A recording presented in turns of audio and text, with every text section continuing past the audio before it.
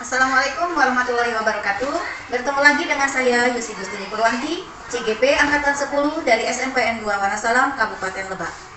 Kali ini saya ditemani oleh Bapak Roy Sofyan SPD, Kepala SMPN 1 dan 2 Wonosalam. Assalamualaikum Bapak. Bagaimana kabarnya hari ini Pak?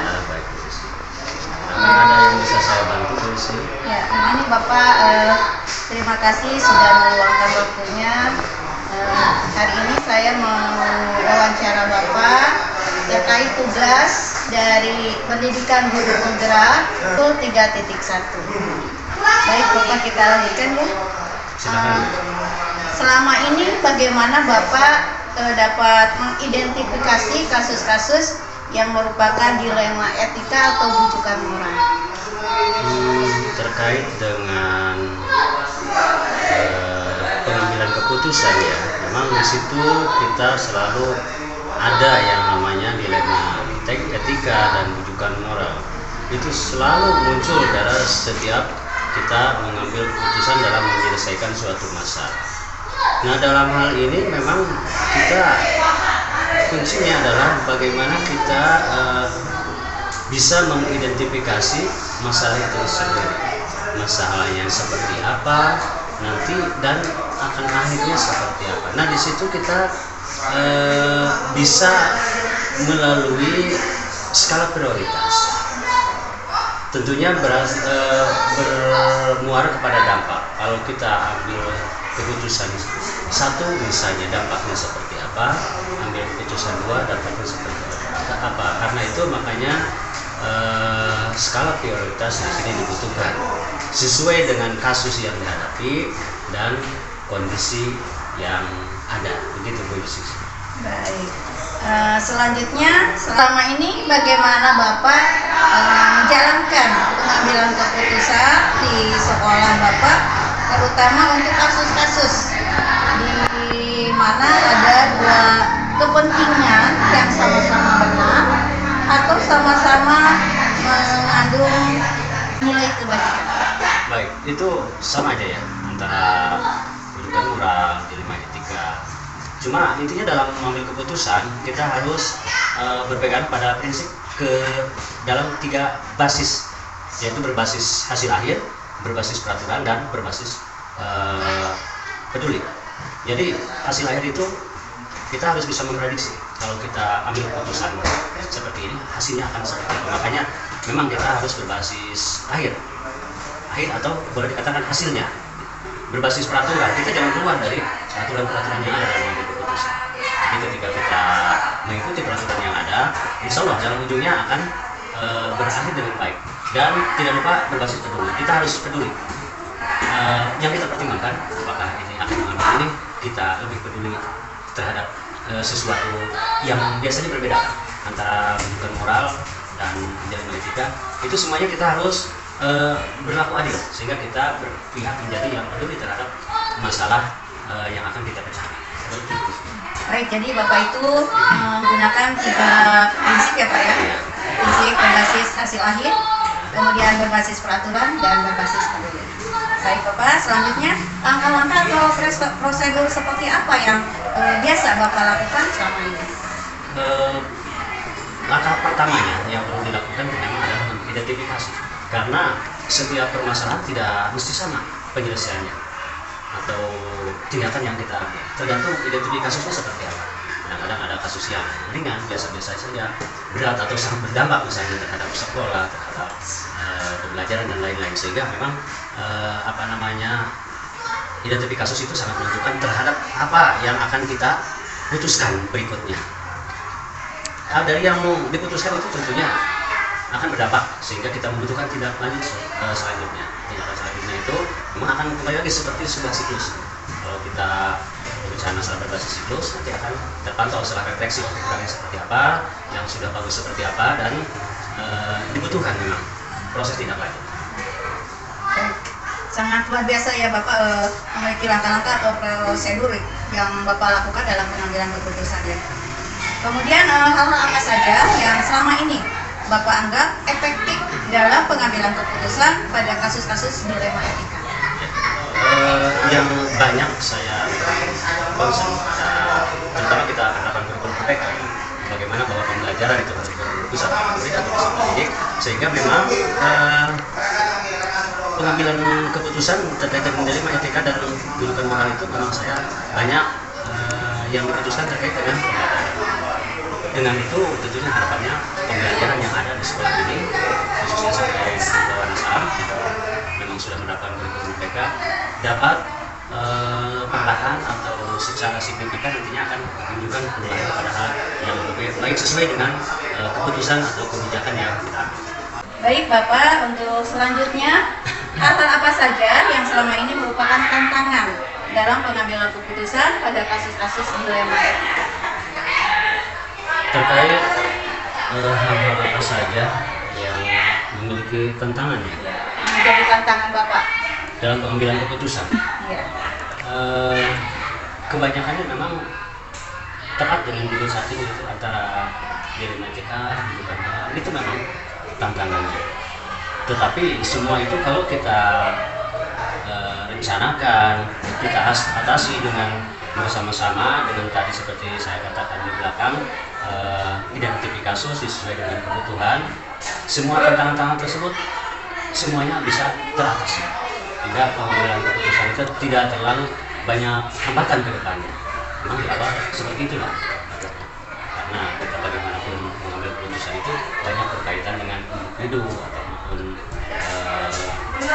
kelompok-kelompok, apakah kelompok siswa misalnya, dan tentu mengambil keputusan antara kelompok siswa dan kelompok guru itu akan berbeda. Nah, itu memang di situ salah satu kendalanya.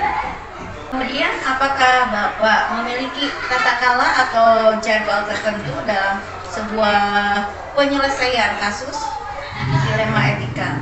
Apakah Bapak langsung menyelesaikan di tempat atau memiliki sebuah jadwal untuk menyelesaikan dilema etika sesuai dengan prosedur seperti apa yang Bapak lakukan? Dalam proses penyelesaian kasus yang biasanya dilakukan saya pribadi dan secara kelembagaan di sekolah ini, bahwa kebutuhan itu tentunya ada yang butuh bersifat instan ya, atau secepatnya, atau membutuhkan waktu atau dalam jangka waktu yang terprogram gitu, kapan harus selesai gitu. Tapi memang ada juga yang permasalahan atau kasus itu yang kita harus putuskan secepatnya, karena itu memang sekali lagi memang berdasarkan kebutuhan.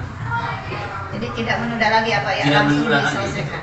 untuk kasus-kasus tertentu. Ya. Ada juga kasus-kasus yang butuh waktu yang lama. Nah, misalnya terkait dengan bagaimana kita meningkatkan kualitas pembelajaran, tentu kan tidak bisa diputuskan harus selesai saat itu, tetapi kita putuskan dengan terprogram gitu. Misalnya minggu ini kita melakukan ini, minggu ini sampai endingnya kita menyelesaikan sebuah kasus tersebut. Baik ya Bapak, terima kasih, Masya Allah, luar biasa Pak ya. Selanjutnya Bapak, adakah seseorang atau faktor-faktor apa yang selama ini mempermudah atau membantu Bapak dalam pengambilan keputusan dalam kasus-kasus dilema etika? Baik, di sekolah, khususnya sekolah yang di mana tempat saya bekerja, saya pimpin, dalam memutuskan kasus tentu tidak bisa oleh orang per orang atau individu, karena di situ perlu kolaborasi. Identifikasi kasus itu tidak bisa dilakukan oleh hanya satu orang, guru bisa atau kepala sekolah, tetapi di sini seluruh warga sekolah itu dilibatkan. Apalagi misalnya baik guru yang bertugas di wali kelas, di bagian BK, yang harus segera diselesaikan terkait siswa gitu. Jadi memang dalam pelaksanaan bahwa dalam pemecahan kasus, mengambil keputusan untuk mencari suatu kasus itu dibutuhkan kerjasama antar warga sekolah. Baik, jadi tidak bisa sendiri ya Pak ya? Betul. Jadi harus ada kolaborasi. Ini yang terakhir ya Pak. Dari semua hal yang telah disampaikan, pembelajaran apa yang dapat Bapak petik dari pengalaman Bapak mengambil keputusan dilema etika? Ya, pengambilan keputusan itu memang sangat menentukan hasil, apakah berhasil atau tidaknya suatu kasus dipecahkan. Itu memang bagaimana kita menentukan keputusan, karena itu memang antara dilema etika dan rujukan moral itu memang harus kita kelola secara bijaksana gitu. Karena dalam setiap permasalahan itu pasti akan muncul, karena itu sekali lagi berbasis peduli, berbasis peraturan yang ada, dan berbasis hasil akhir yang akan ditarget, maka keputusan yang kita ambil itu akan tepat, sehingga kebijakan yang diambil itu akan menghasilkan sebuah solusi yang kita harapkan. Gitu. Baik Bapak, terima kasih atas jawaban Bapak yang luar biasa. Ini menjadi pelajaran bagi saya Pak ya. Mudah-mudahan kedepannya saya bisa mengimplementasikan, khususnya di kelas mungkin Bapak ya dengan murid. Bapak terima kasih waktunya. Demikian wawancara saya dengan Bapak Roy Sofyan SPD, Kepala SMPN 1 dan 2 Wonosalam. Terima kasih, sampai bertemu di video selanjutnya. Assalamualaikum warahmatullahi wabarakatuh.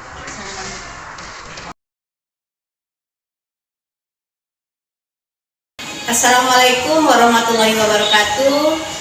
Bertemu lagi dengan saya Yusi Gustini Purwanti, CGP Angkatan 10 dari SMPN 2 Wonosalam, Kabupaten Lebak. Kali ini saya ditemani oleh Bapak Kepala Sekolah dari SMPN 3 dan 5 Wonosalam. Assalamualaikum Bapak. Assalamualaikum. Bagaimana kabarnya hari ini Pak? Alhamdulillah sehat. Gimana Ibu juga sehat? Alhamdulillah Bapak. Mohon izin, hari ini saya mau mewawancarai Bapak terkait tugas saya di pendidikan guru penggerak modul 3.1. Baik, Bapak kita lanjutkan ya Pak ya.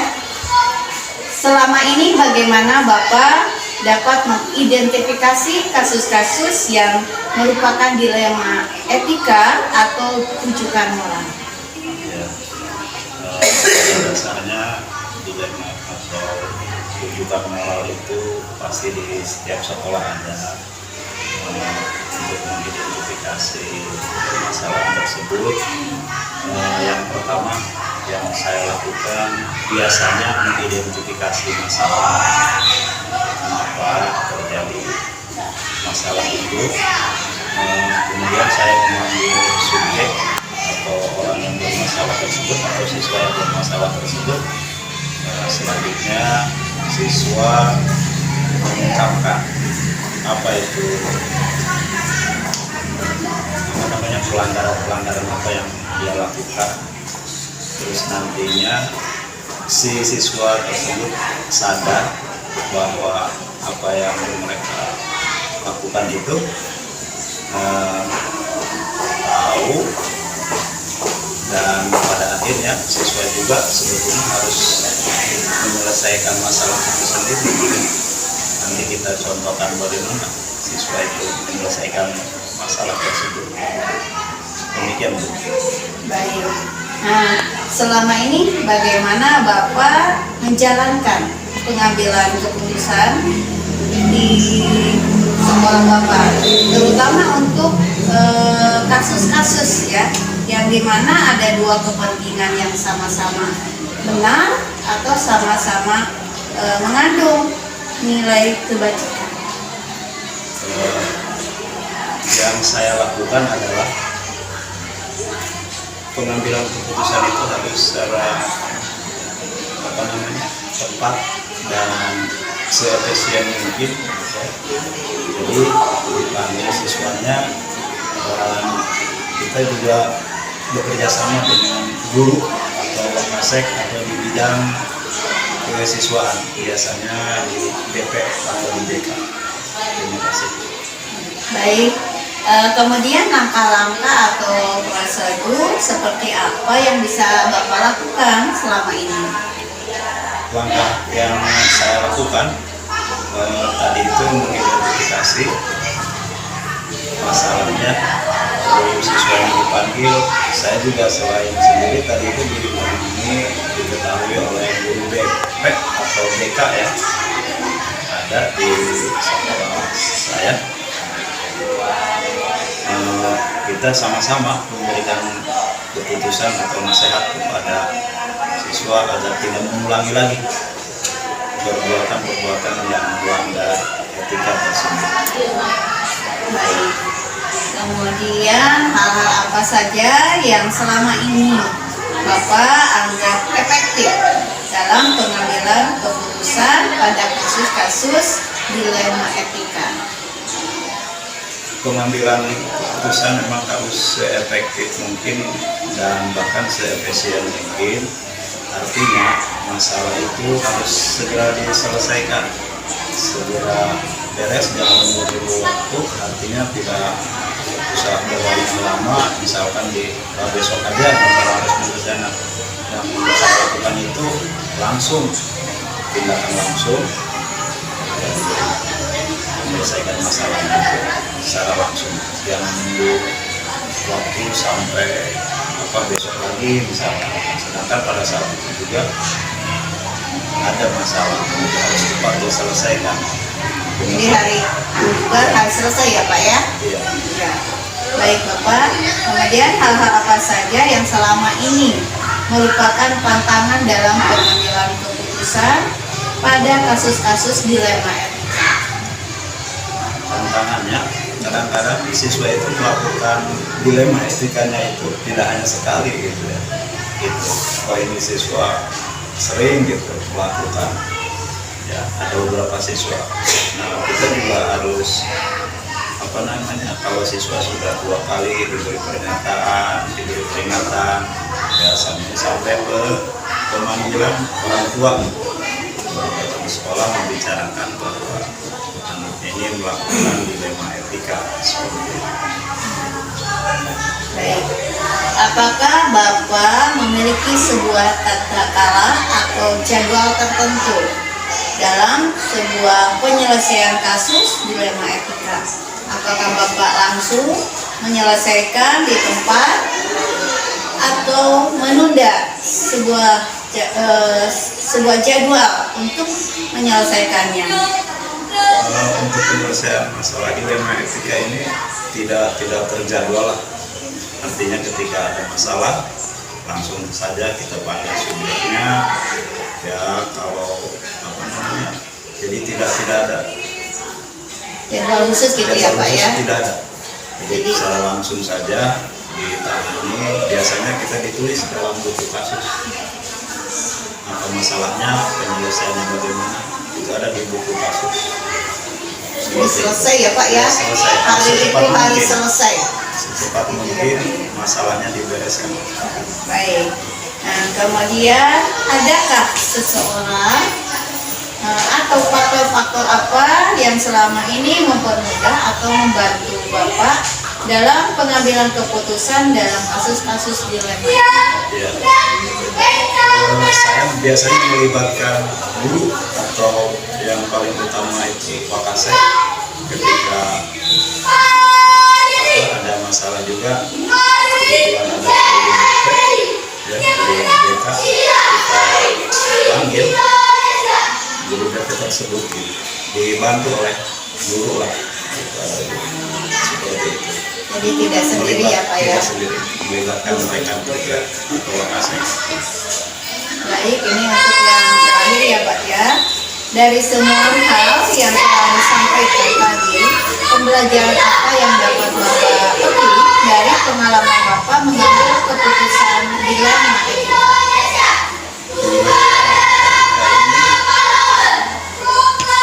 Apa artinya kita harus secepat mungkin menanganinya ya, karena ini merupakan masalah, jadi masalah itu jangan terlalu dibiarkan, harus diselesaikan dan secara tepat waktu atau tepat guna. Jadi pas tahu yang lebih pokok sebetulnya ketika siswa melakukan dilema etika ini, siswa itu menyadari bahwa perbuatan itu salah. Terus yang kedua, siswa juga diberi penyelesaian sendiri gitu. Bagaimana penyelesaian yang menurut kamu? Gitu. Jadi siswa menyadarkan bahwa ini adalah perbuatan yang tidak boleh. Terus siswa menyelesaikannya, walaupun kita juga tahu, tapi ketika siswa lebih tahu dari dirinya untuk menyelesaikan, jangan sampai mengulangi lagi, itu yang lebih baik seperti itu. Jadi Bapak ini bisa menggunakan segitiga restitusi ya Pak ya dalam penyelesaian masalah. Baik Bapak, terima kasih sudah meluangkan waktunya. Mudah-mudahan apa yang Bapak sampaikan ini bisa jadikan pelajaran buat saya ke depannya. Terima kasih Bapak. Terima kasih. Demikian wawancara saya dengan Bapak Kepala SMP 3 dan 5 Wonosalam. Terima kasih, sampai bertemu di video selanjutnya. Wassalamualaikum warahmatullahi wabarakatuh.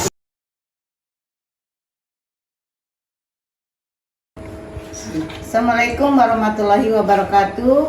Perkenalkan, saya Yusi Gustini Purwanti, CGP Angkatan 10 dari SMPN 2 Wonosalam, Kabupaten Lebak. Kali ini saya tidak sendiri, ditemani oleh Bapak Faruk Ahmad MPD, Kepala SMPN 2 dan 6 Malingping. Assalamualaikum Bapak. Waalaikumsalam warahmatullahi wabarakatuh. Bagaimana kabarnya Pak? Alhamdulillah sehat-sehat. Alhamdulillah. Mohon izin Bapak, Silakan. saya mau mewawancarai Bapak terkait tugas dari pendidikan guru penggerak modul 3.1. Terima kasih sudah meluangkan waktunya Bapak. Baik, kita lanjutkan ya Pak ya. Oke. Selama ini bagaimana Bapak dapat mengidentifikasi kasus-kasus yang merupakan dilema etika atau rujukan moral? Ya, baik. Terima kasih atas pertanyaannya. Mudah-mudahan ini menjadi pelajaran buat kita semuanya ya. Amin. Baik. Dalam mengidentifikasi kasus-kasus dilematis yang menyangkut etika atau bujukan moral, saya lebih mengedepankan norma-norma susila, norma-norma agama dan norma moral, menolak secara tegas yang bertentangan dengan agama. Jadi lebih mengedepankan agama ya, yang sesuai dengan keyakinan kita mana yang paling baik ya. Jadi pilihlah yang terbaik begitu ya. Kalau ada hal dilema kan berarti ya semuanya semuanya kan baik tentunya, untuk kita ambil yang lebih baik ya. Baik, jadi yang paling utama Bapak itu mementingkan norma-norma agama ya Pak ya. yang Luar biasa.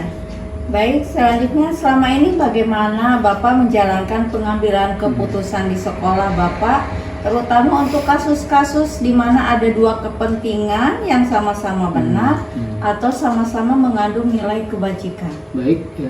Dalam mengambil keputusan yang menyangkut kasus-kasus dua kepentingan yang sama-sama benar, saya mengambil yang paling benar ya. Di antara benar kan pasti ada yang paling benar. Nah, itulah yang kita ambil yang terbaik ya. Jadi kita identifikasi mana yang lebih benar ya. Pasti salah satunya ada yang paling benar, begitu barangkali. Baik. Selanjutnya langkah-langkah atau prosedur seperti apa yang biasa Bapak lakukan selama ini? Nah, prosedur yang diambil mengidentifikasi masalah ya. Yang pertama mengidentifikasi, kemudian musyawarahkan dengan para pembantu, para wakasek. Nah, baru kita ambil keputusan yang terbaik. Nah, di antara yang tersebut tentu kita hasil musyawarah. Ya, kebijakan tentu ada di kepala sekolah sebagai eksekutor, tapi kita harapkan hasil masukan dari teman-teman wakil kepala sekolah dan guru-guru kalau perlu, itu barangkali. Jadi kolaborasi. Nah, ya kerjasama.